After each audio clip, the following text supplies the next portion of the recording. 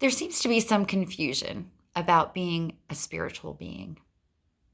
Sometimes we think it's quiet and meek, and sometimes it is. And sometimes it's badass. Sometimes spirituality comes in being a spiritual warrior, in showing up and doing things in fear, stepping into your fear, not resisting it, not walking away from it, being called by your higher power to do or create or speak, whatever it is that you authentically know you're meant here to do and experience.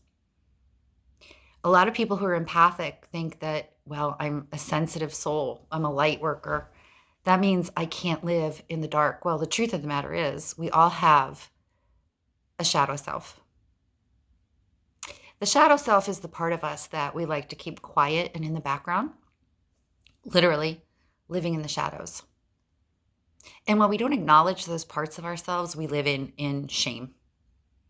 Like, how can I be a light, but also carry anger? How can I be spiritual, but also maybe feel all the human emotions that go with it of fear and jealousy and anxiety and impatience and all those things that make us divinely human?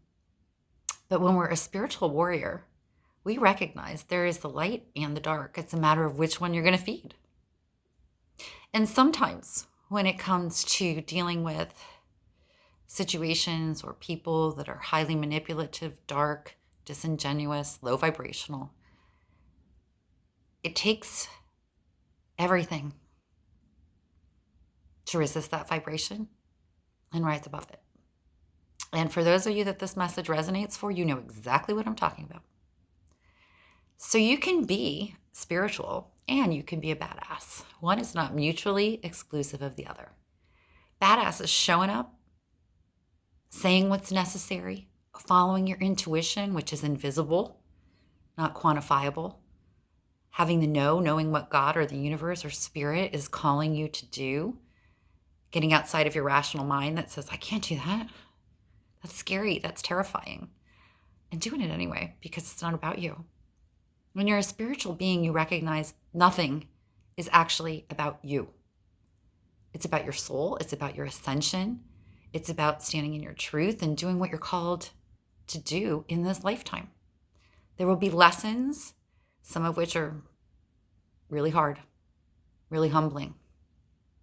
And there will be lessons that are here to elevate you to your highest purpose. And whether you choose to live in that path of spirituality or religious belief, whatever it is, but you have that inner knowing and that know, and you know that your mission is important and it's bigger than you, congratulations. You got there. Now, what are you going to do with it? I'm going to advise you to embrace both the light and the dark. The parts of you that stay hidden are the parts that keep you trapped. In AA and NA, they always talk about we are only as sick as our secret. And if we live in secret, we live in disingenuousness, we live in the matrix, we live in ego, and we're never free. But once you realize that you are here for a divine purpose, to help people, to heal people, and you're willing to do it authentically, even if that means being a little badass from time to time, don't fault yourself for it. Don't judge yourself for it. Give yourself a pat on the back and say, you know what? I can embody both the light and the dark. And that's pretty fucking amazing.